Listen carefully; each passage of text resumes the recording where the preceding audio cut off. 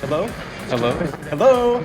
If you can hear this, it's not too late. I return to warn you. This is TimePop, a podcast that discusses time travel and pop culture. There are spoilers. I've seen the future, and nothing is sacred to these folks. Your past, present, and future are sure to be ruined. Even if you could go back in time, as I have, you will never forget what you are about to hear. You've been warned. This is TimePop. Okay, welcome, Chrononauts, as we guide you through the experience of time travel using pop culture as our Gorbachev. Tear down that wall. We will be your constants. I am Des. I'm Scott. What is this? And this... What is it? What is this, Scott? It's Time Pop. Never the same way twice. Ever. Holy crap. Today, in the present, we will be discussing Mirage from the past, and you will listen to it in the future, which is now. This is a 2008. Is this this is a Netflix exclusive. 2018. Yeah. 18, 128 minutes. We are we are longer than Star Wars territory. Directed by Oriol Paulo. Oriol. How would you say that? Here's my issue. I took Italian, so I always read Spanish. So the title of the film is Durante la Tormenta, but that's how I'd say it in Italian. This is Spanish, so yeah, correct. Anyway, I would say Oriol Paulo. So there we go. Starring, I'm not going to tell you everyone else who's in it. It's a lot of great Spanish people. If Scott wants to take a few Italian stabs at their names, he can. Hey, buongiorno. So Scott, yeah, I'm so bummed. You and Ari. Well, Ari misses all of them now. But you guys missed Tomorrow is Today, or Today is Yesterday, or Today is Tomorrow, whatever it is. There is an official subgenre of time travel movies called Spanish storm time travel. Oh. Because that's what Tomorrow is Today is a random storm that makes people time travel. So I don't know what's going on with the Spanish cloud patterns, but they're really concerned about the weather out there. They're really they are. It's like we worry so much about time travel devices being believable, and then they're just like, it's a storm. Who cares? It's a cosmic storm. Hey guys, it's time travel. Hey, you know what? It's a quantum storm. Hey. Hey. So it was quantum rain. So Scott and I have had a little bit of a hard time getting together this week. So, I watched this movie. Oh, there's a book. There's always a fucking book. The books mean something. We got to figure out what that book means. So I watched this movie right before we were planning on recording, and then we couldn't make it happen. So I've just kind of had it on in the background for the last 3 days. I wouldn't say that I've rewatched it again, but I just, you look up, and even if it's muted, you're kind of like, it gives you another chance to mull over some ideas. So I've been really tossing this movie around in my brain for the last couple days. Where are you at with Mirage? You probably watched it 10 days ago. We watched it over the weekend. Yeah, we watched it on, I reread the plot just to remind myself. It's good. Yeah. This is number 11 on the This Is Barry list, which, if those of you who've stood with us a while, obviously this guy, we worship the guy. He's very detailed. He's got his own website. He does top 100. He makes maps of timelines. So he liked this a lot. I don't know if I share the enthusiasm of 11th place best time travel film of all time. Yeah. What I do like is that you and I complain, we bitch about all the time travel films have the same tropes. They travel and something went wrong. We shouldn't mess with it. We've got to correct it. Not enough people go into the butterfly effect. And that's a real thing. You change one small thing and the nuances of all the things that change because of it. And this film technically isn't actually even time travel. This film is all the result of a butterfly effect. This one is time travel as much as the movie Frequency is. Oh, yeah. They communicate with the past, but there is no time traveling. However, you are speaking with someone live in the past, just like in Frequency, which we've done also. So, we like to stretch. Yeah. But anyway, I like the butterfly effect side of it. Good point, Scott. I didn't even think about it. And as many times as I've watched, it's like, there is not actually any time travel. It's like she's communicating through a portal. Yeah. to another time. But we like to. I mean, if I stick my dick in this mailbox and you could get someone pregnant, and 2 years ago Sandra Bullock sees it, is that time travel? If it goes through a portal for her 20 years ago and she takes it in, you could get her pregnant 20 years ago and have quite a paradox. That's going to be my new TimePop logo, is Keanu Reeves' dick in one of the holes in the P, and then it's like the Lake House meets Porky's. It's like the Porky's Lake House. It's a movie mashup. That's the worst. This is the worst tangent we've ever had. I love it. If we can't talk about time travel, we really just wander.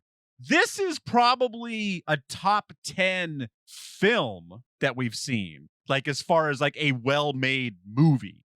Like this is, am I just being, is it the accents that are fooling me into thinking this is a good production? No, I mean, it's a well-crafted film. It's not in my top 20 or even 30. No, I just mean on this show for TimePop, as far as film, if you're just quality. Going by quality filmmaking. I mean, you were following on the heels of my science project.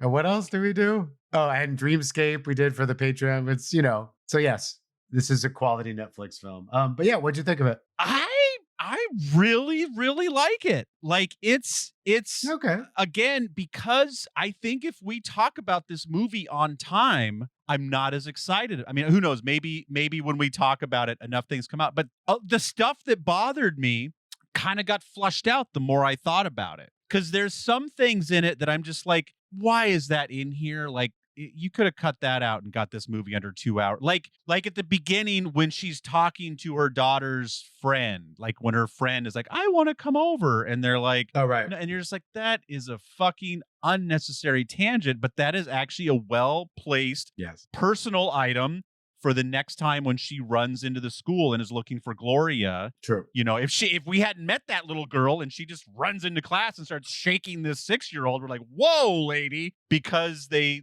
very calmly and set it up the previous day. It's like, okay, that's her daughter's friend. And like and me, I am always the last person to get ahead of a movie. I knew very early on that Niko was the boy. Yeah. Or the cop was the boy. Oh yeah. Spoiler alert. We have an M. Night Shyamalan ending, folks. So, but they even kind of like made that interesting for the people who were like, well, no doy. But then it's not, they don't like reveal it like you never knew it. They kind of reveal it and then give it even an extra twist. Mm-hmm. It is a lot. I do, and this is a dumb white American problem. Like with all of the accents and all of the names and all of the unrecognizable actors, I had a really hard time tracking everybody and being like, wait, is he the guy? Wait, she's fucking, who is she fucking? Is she fucking both of them? No. Oh yeah. Is she the wife or is she the mistress? Or is he the neighbor or is he the ex-boyfriend? So I need to a whiteboard of like, okay, neighbor's mom, guy neighbor's mom was fucking, mistress, all that stuff. So if you have a better grasp on that, I do. Feel free to So this movie, it starts off very simply in 1989. The night of the night that the Berlin Wall, the wall didn't come down, but the border was unlocked. Right. And so that just gives us a place in time, right? Like that, the wall has nothing to do with the story whatsoever. It's just to give, especially if you're watching this movie, I mean, that was a big deal globally. But if you're in Europe, like that day, I assume is burned into your brain. Yeah. So we start that night. A little boy, Niko, is just recording himself, playing guitar, having fun. We see his mom. I'm already lost. He's playing guitar, which he plays time after time, which I thought is a very cute move. Yes. Thank you. In Spanish, so it's classy, time after time. Oh, I saw it dubbed.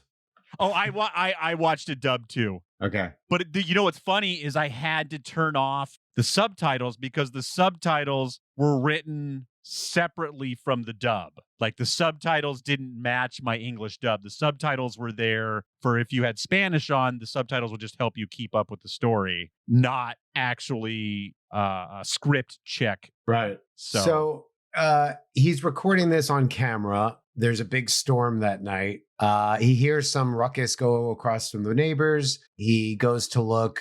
He sees a dead woman on the ground. It's the wife of the guy that lives there. He runs down. He's kind of like also a bit confused and freaked out, but the boy thinks he's coming after him. Boy runs out in the street. He gets hit by a car. And then the boy down the street.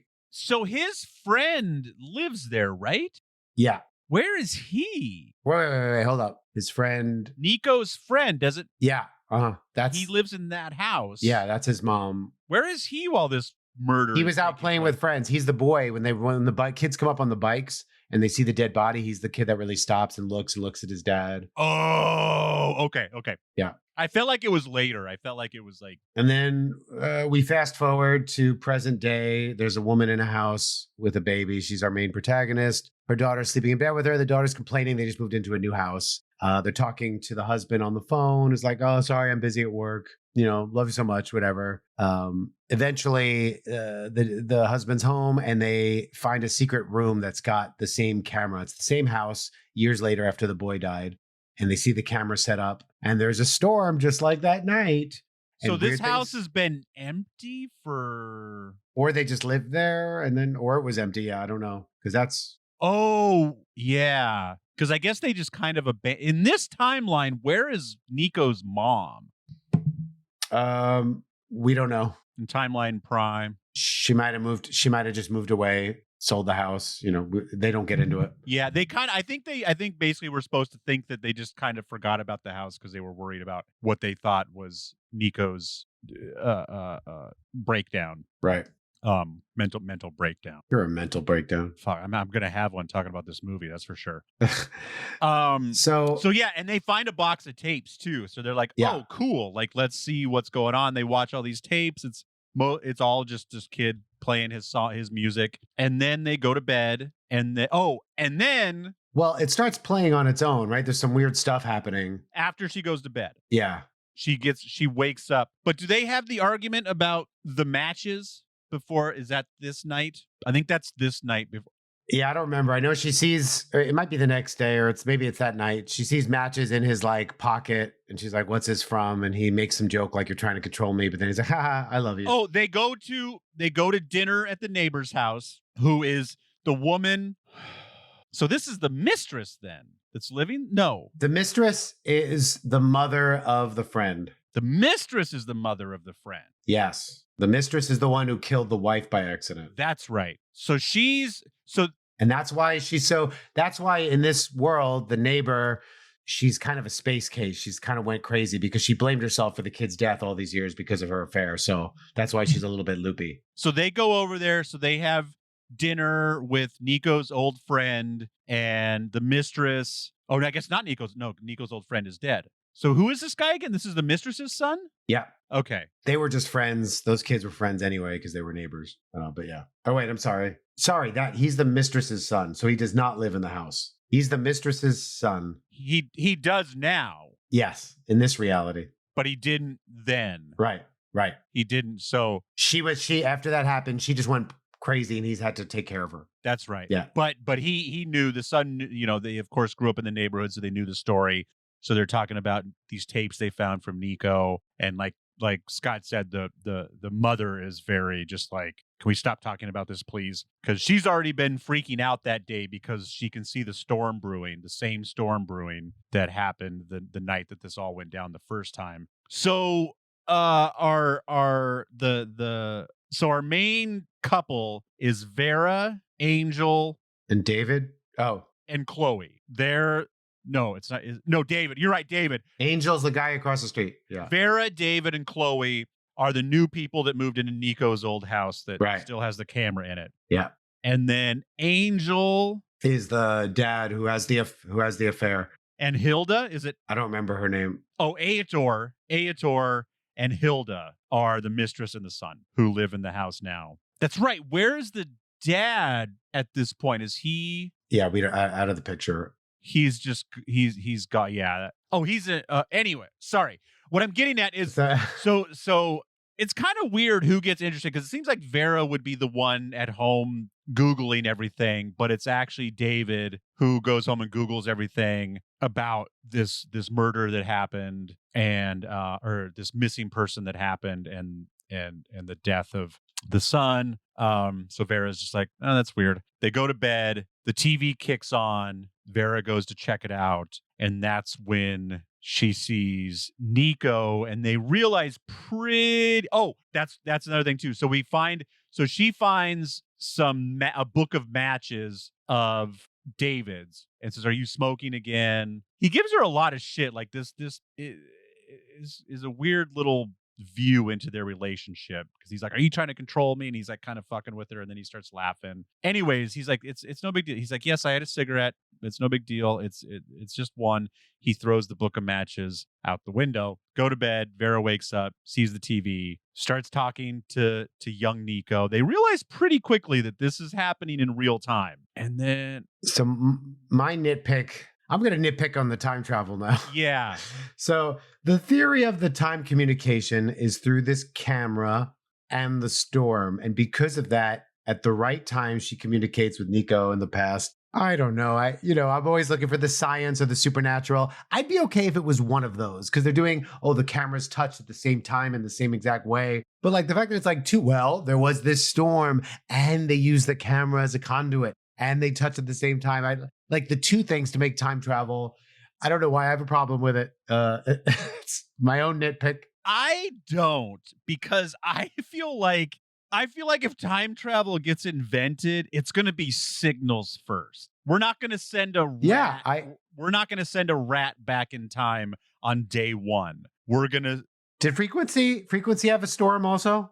I think it did. I think it did. Yeah. There's like a wormhole and I don't know. Yeah. Anyway, they don't get into it. They do scientists talking about the storm. It opens up an opportunity. But the fact that the camera is like the time travel device is very weird. It turns on on its own, which whatever. It's weird how much everybody is immediately, all news channels, all neighbors, all humanity is like, This is exactly like the 1989 storm. This is the same thing. It's going to last 72 hours. What was so bad to the regular person? Was that storm so incredible? Did buildings get destroyed, or is it just raining and lightning? And scientists said it was special. Yeah. It's weird that all of humanity is keyed in on this. Anyway, 72-hour storm. Don't forget that, folks. So 72-hour storm.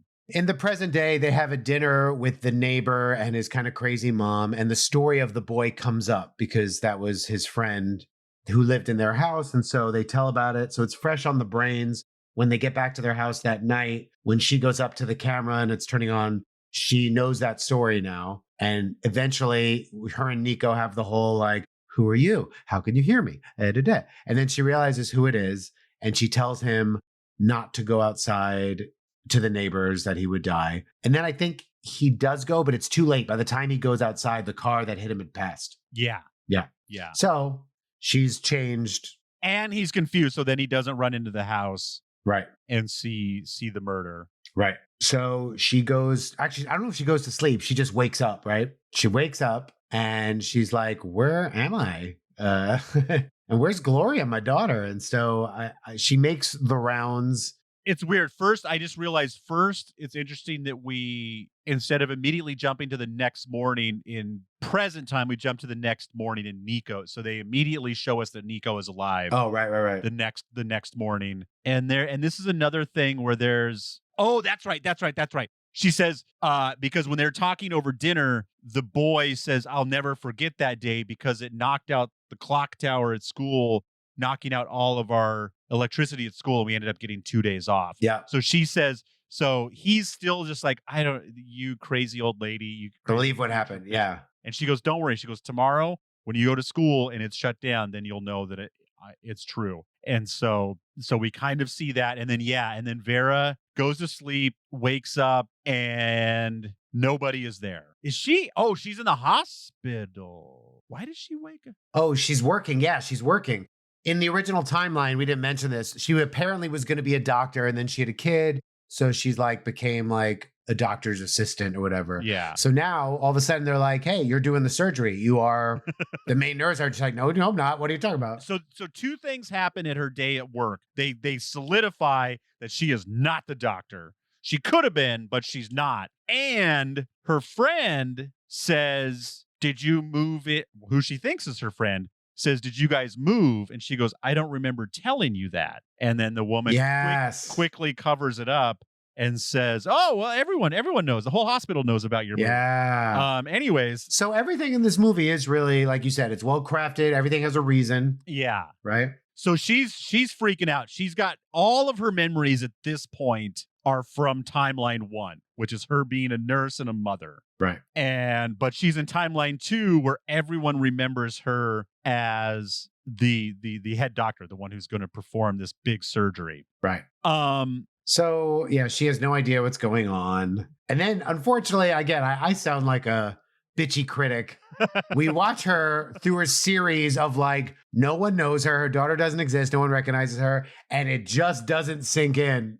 Like, I don't know, it's easy, I'm watching from a film, but for me, maybe because I'm a time travel buff, 2 of those I'd be like, oh, some like weird time thing is happening. But she does it to a fault in this film where even later she meets David 2 more times and she's like, but we're married. It's like, no, you even know, this, that you're not now. Why are you? Like so many time travel movies, this is missing the scene where she checks into a hotel with 3 bottles of Jack Daniels for an evening and just sleeps it off for a second. Yeah. But yeah, like Scott said, she is just going from moment 1. She is just like shaking everybody. She runs into school trying to find Gloria. There's no Gloria there. No history of any Gloria ever existing ever. The students don't know. The mom of her friend doesn't know. So then she finds her husband. Yeah. And he's like, he does know her. She ended up doing a procedure on him, but he's like, we're not married. You're freaking me out. Does he have that procedure in timeline 1? No. That's a weird. They meet through the other friend. But either way, like he had like major brain surgery. That seems like something that would slip over into the other timeline. Yeah, it's interesting, and it doesn't come up. But yeah, in timeline 1, that's right. She's dating. Jesus Christ. So over the dinner at the beginning of the movie, the guy is like, how come we never stayed together? And she's like, because, the other guy, the neighbor, was asking why they didn't stay together. She's like, because I met your friend, I fell in love. But she does see a picture of her husband's earlier girlfriend. She's like, oh, she was cute. And so when we see her husband in this new timeline, he's married to that woman. I mean, we find out later on that there's more going on. So much more. But he's married to the girlfriend that, yeah. But yeah, everything introduced had a reason. So they know each other. It makes it nice because then like he doesn't immediately have her arrested for breaking into his office. He's like, yes, I know you. You were my doctor. Thank you very much. But you're starting to freak me out. And again, she is very insistent. And eventually she goes, does she just go to, that's right, the police station just to finally be like, my daughter's missing. Yeah, she's looking for her daughter. So now her job thinks she has a different profession. She doesn't have a daughter and her husband doesn't recognize her. She's still like, I don't know what's going on. So in timeline 2, her and Niko woke up in the same bed this morning, right? Oh. And then she went to work and took a nap. Yes. He went to work to be a cop, and then she showed up 6 hours later. Yeah. And he's just like, and because that's right. I was going to say, why the fuck didn't he? But he didn't, because he's known for 30 years that this was probably going to happen.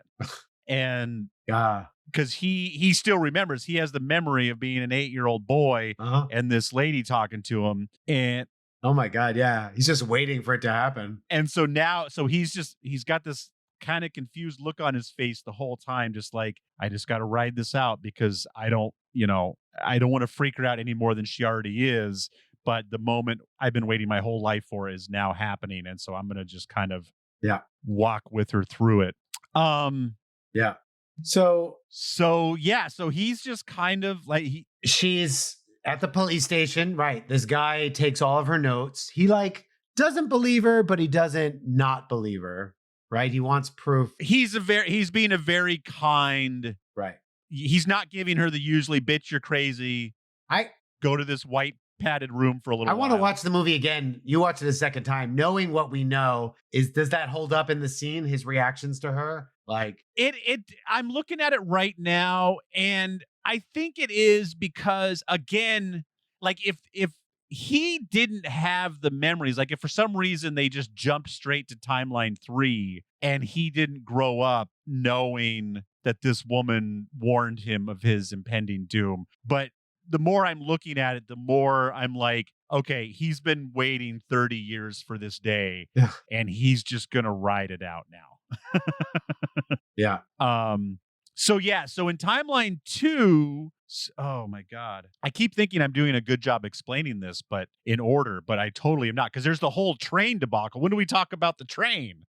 Oh yeah. So when they're the first time they're talking, little Niko is like, where did you get that sign in the background? And she goes, I stole it because that's where my husband and I met. And he recognizes it as the train stop sign that's near his house. Yeah.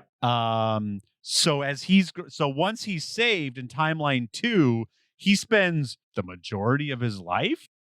I don't know when he went to cop school and became a detective, because he's just hanging out at this train stop as much as he possibly can until this random woman steps off of it and he can stop her from meeting the love of her life. Yeah, he's when do you have time to become a cop? Yeah. So she just doesn't get what's going on. He takes her to the police station, right, to meet like a writer. Well, she kind of gets what's going on, but she's just obsessed with getting her daughter back, however it is, whether she's in this timeline and she's somewhere else, or she has to go back, or the husband too. She's like obsessed with, like, she knows in this timeline he's married, but she's still like, no, it's our marriage. Yeah, whatever. The husband is the ticket to Chloe. Like, right. She loves her husband, and we'll get to that at the fucking end of this movie. Whew. But yeah, it's if she could get Chloe back by stabbing her husband, she would. Yeah. Like, without a doubt. And this is before she knows what a piece of shit he is. Yeah. Anyway, they're questioning a bunch of people. She's trying to get to the bottom of it. Niko starts to sheepdog her towards the answers. Oh, and wow. So the husband, when he's doing all this Googling, finds out that this guy that was possibly caught for murder, maybe could have been, ends up giving this report about what he would have done with the body, right, or what he was planning on doing with the body. And they're like, that's weird that he would do that. But now in timeline 2, all of that information is used, right, because now they know what he would do with the body. So she tells Niko where to find the dead wife, and now Niko super believes her. I don't know why he wouldn't have before, but now he super believes her. So he's like, okay, I'm gonna now see. This is weird because he's assuming that the man that is a piece of shit husband in timeline 2 would definitely also be a piece of shit husband to her in timeline 1. Well, yeah, he was. I mean, he was, but we didn't know. I guess he's a detective, so he's probably been spending the last 5 years. Yeah, for whatever. Yeah, I guess so. He finally says, yeah, I'll help you out. I've got this contact, and gives her the address of her husband from the other timeline. She goes to the place. No. And her friend from her friend's address. Oh, that's right. It's her friend's house. It's her friend's address. He's there. The friend in the other timeline is having an affair with him, and they have the matchbook there too. And she realizes, even in the first timeline, that he had been having the affair with her friend, quote unquote friend. Yeah. But she uses it. She says she holds blackmail. She's like, you're going to help me find out about where Niko is, right? So she because he works for a bank, he can do this for her.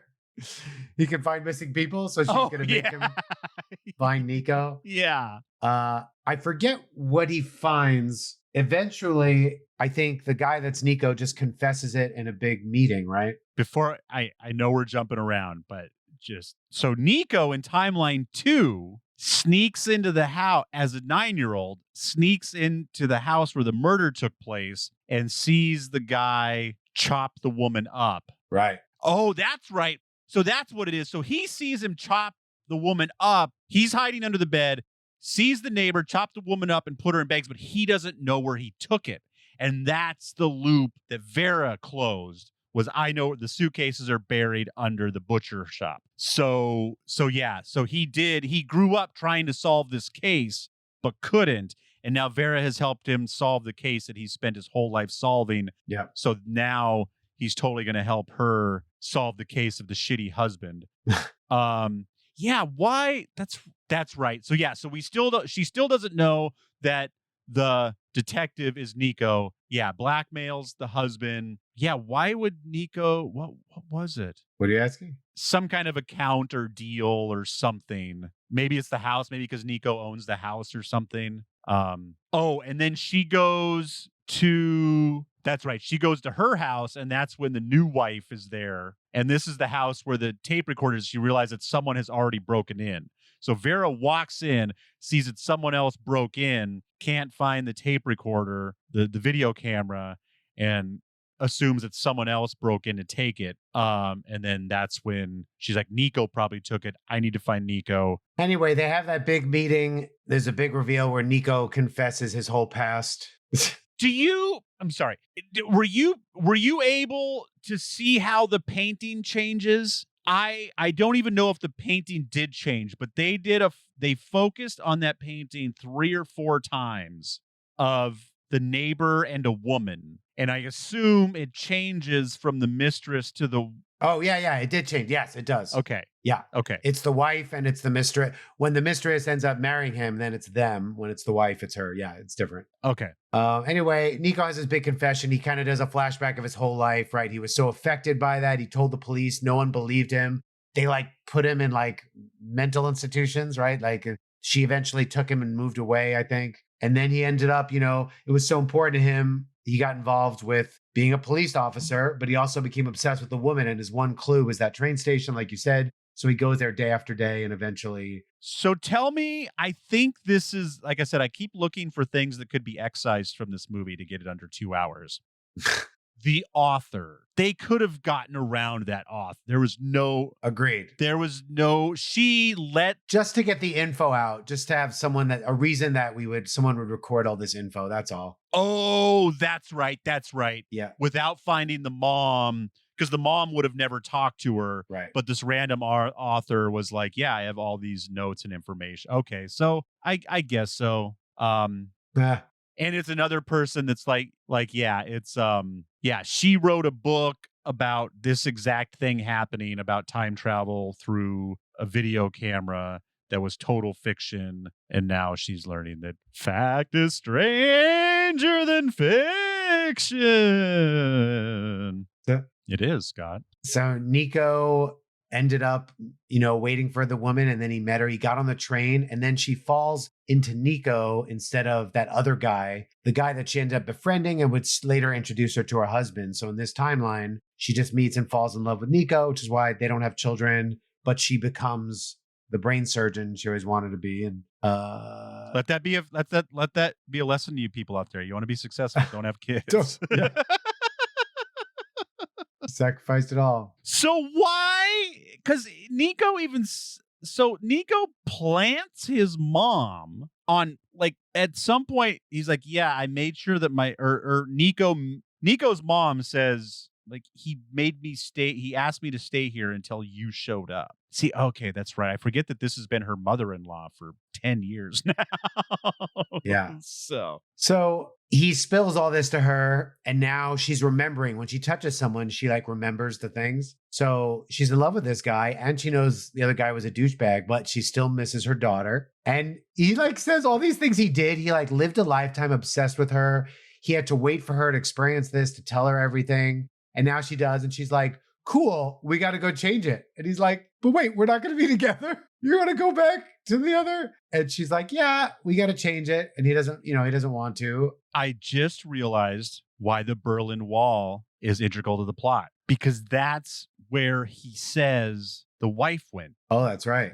Yeah. Or I forget, is it the wife or the mistress that gets stabbed? I forget who ends up actually getting stabbed. The wife. So yeah. So he's like, my wife was so excited about being able to go visit people that she went to East Berlin. And that's why you've never seen her again, because a bunch of people went to East Berlin and disappeared in 1989. I don't know. Anyways, just again, a fact that like there's very little arbitrary information in this story, even if it seems so on the onset. Yeah, it's well crafted. So eventually, they love each other. They've got this great love. His whole life has been dedicated to her and changed by her. And then she's like, I want my daughter back, and you're not listening. So then she kills herself. Like, you got to change it now. You got to save me. So they had hinted at this earlier. There was a time with the camera where you saw movement, but it wasn't her, and you saw something happening. So now he gets the camera, he sets it up. Oh, guess what? There's a storm happening. Yay. Well, no, we're still in the same storm. We're still in our 72-hour time frame. Oh, that's true. Yeah. That's a good thing it lasts that long. Hey, speaking of 72 hours, do you want to talk about the real elephant in the room? What's that? Okay, Scott. Do you see this? Yeah. Do you know what that watch looks like? It's digital. This is the exact watch that's in the movie. Oh, really? I didn't know that. I just bought this watch 2 weeks ago. Love. Because I wanted a simple, easy Casio. For those that can't see, it's a classic Casio digital watch. It is I think the reason it's highlighted in the movie, it has the words electroluminescence on it. So you press this button, you get some electroluminescence. Do you know what this watch doesn't have on it, Scott? Testicles. A timer. I know this because I bought this watch specifically because I thought it had a timer on it. It does not have a timer on it. Now, in order for it to have a timer on it, it needs to have a fourth button. This one does not have a fourth button. The one in the movie does not have a fourth button.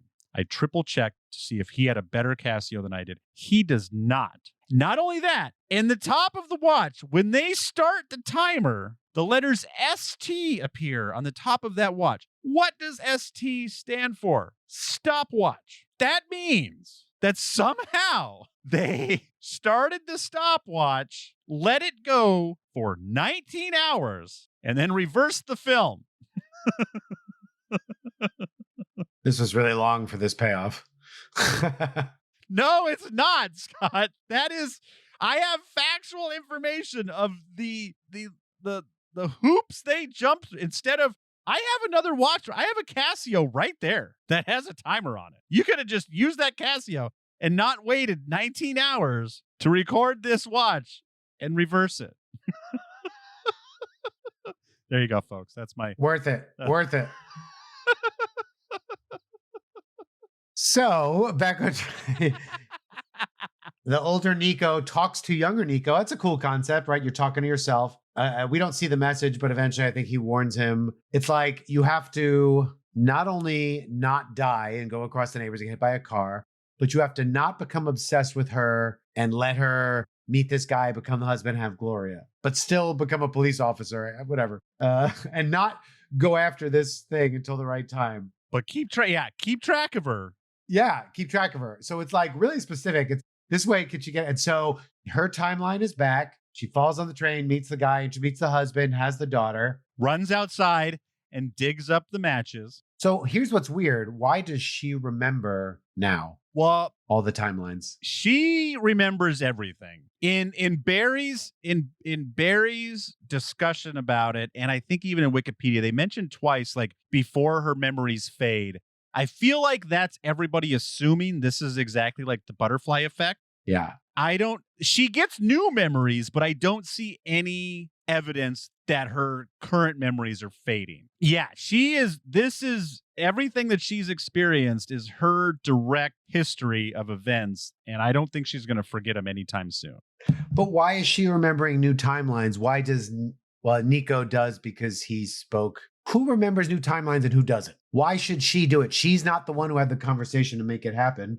She killed herself. Why does she remember in this new timeline? And had she been faking it up until now? Or now? Did he even touch her for her to remember? I think there was a touch there. Okay, yeah. So maybe. I think so. This one is not scientifically explained. Yeah. Anyway, he touches her. She remembers all the things. She finds the matchbook in this timeline. She confronts him. And we get the feeling now she has the daughter, but she's going to leave the husband and now be with the guy. She was able to get the best of all timelines, except she didn't have a lifetime loving him. Oh yeah. Does he? So he does remember, but she doesn't. And so he has to just stay away for 20 years of this person he's supposed to be with and just wait. What a lonely guy. But now he has her and she has her daughter and happy ending. And then the guy goes to jail for the murder, but he takes a long time. And the other woman is not crazy because she doesn't feel bad about killing the boy all those years. Anyway, that was a long wrap up. I don't think this is one of the more complicated films we've done. It sounds like it is with the way we're talking about it, but we've done much more complicated films than this. Yeah, it was just really intricate. It was really easy when you're talking about it to kind of breeze over something and then 30 minutes later be like, oh, wait, this little detail is actually important, might be a stretch, but this little detail comes back. Like there's so many, like, as it's like, again, the time travel itself is fairly simplistic, but the connecting of the dots of just a well-made story is pretty good. Pretty good. This is a really good movie. Like I'm still kind of like on the fence of, because it's just so, it just, and we've seen enough of these movies that it's like as soon as someone looks at a script that has the word time travel in it, they're just like, all right, we can do this for 150,000. And this was just like, let's actually film this. Let's get some, and it's like any good time travel movie, like they only need, 4 locations to film at. They just redress the same house a couple times and do a really good job. And I think the fact that it ends with everybody getting their cake and eating it too, is a little too convenient. I mean, if I'm going to be okay with Marty getting the 4x4, then I guess I should be okay with Vera getting Chloe and Niko. I still think it's weird that Niko and Vera end up together, which it doesn't end like that, but it does. I'm trying to think of, Jesus. Hold on. What's her fucking name? I got to get this right. If we.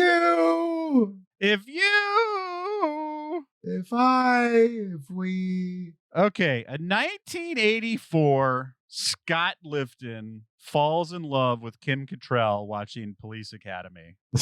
And 20 years later ends up getting together with that exact version of Kim Cattrall.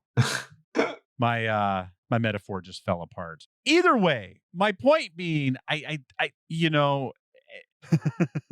Go ahead. I don't know. Are you saying ethically it's questionable?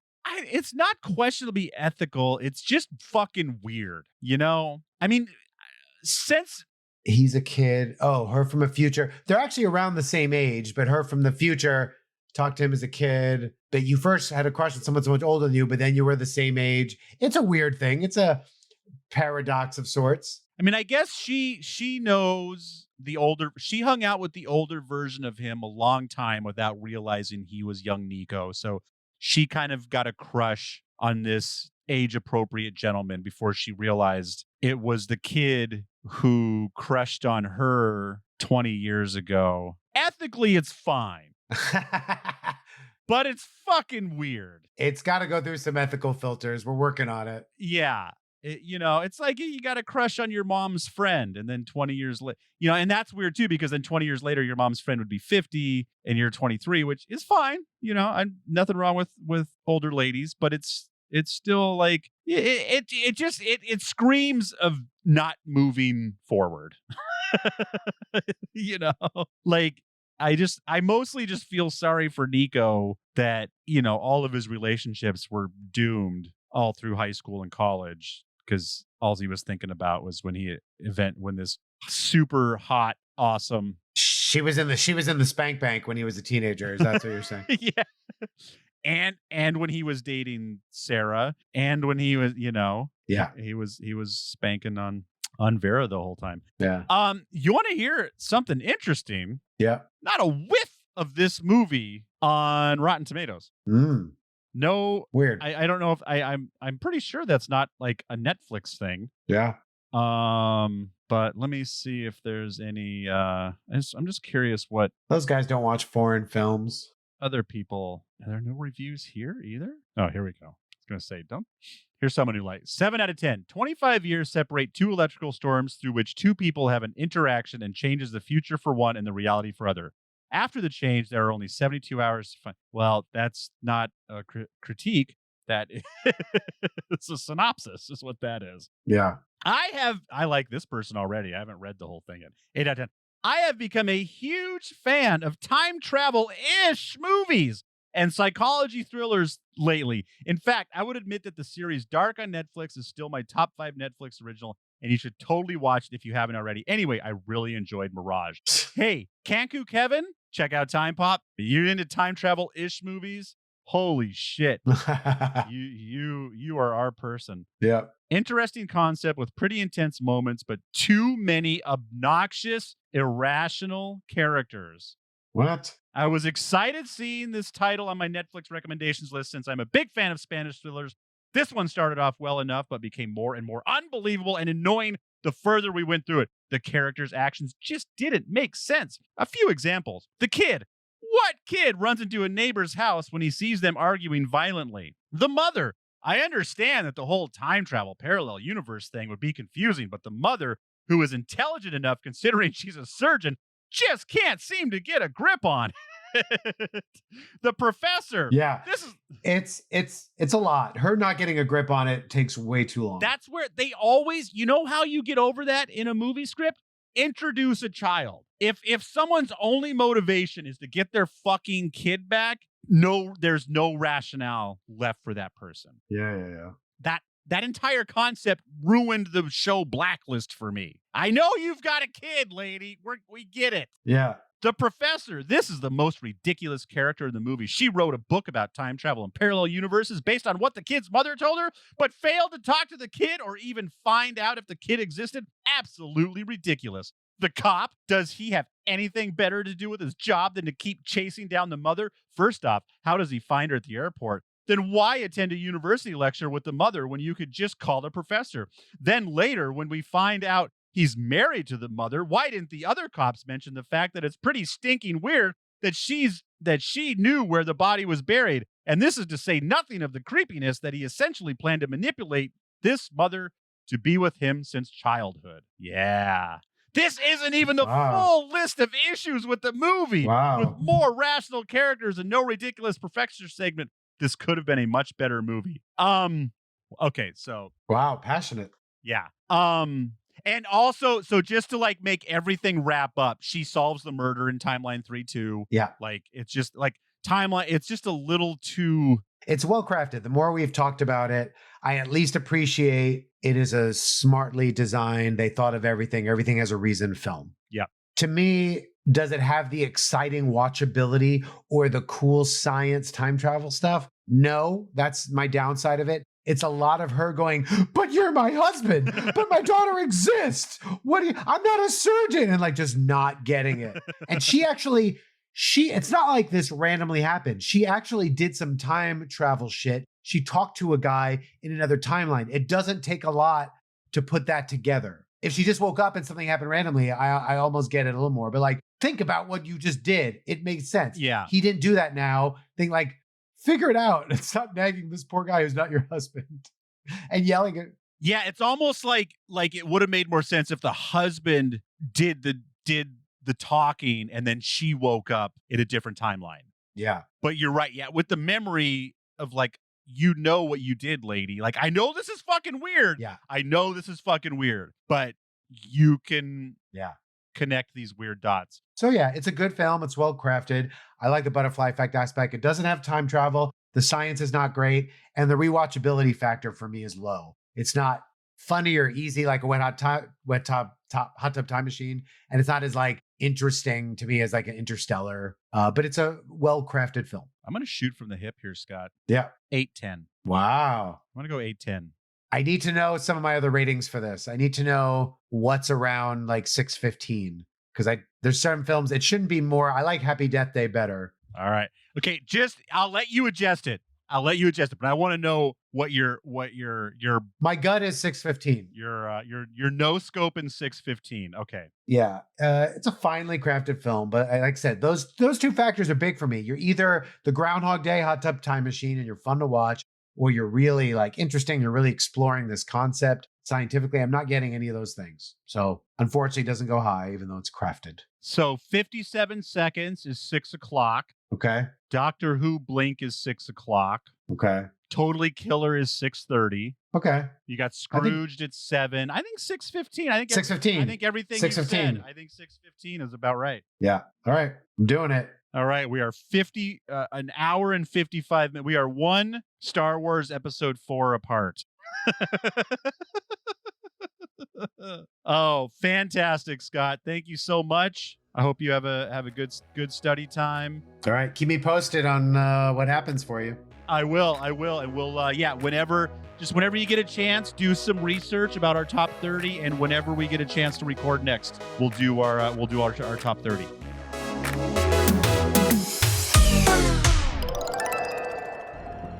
You're suffering from an episode of transient global amnesia.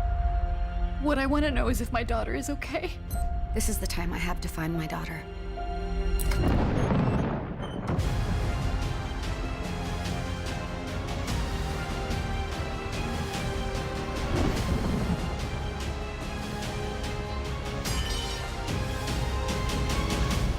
Take a look around and you'll remember.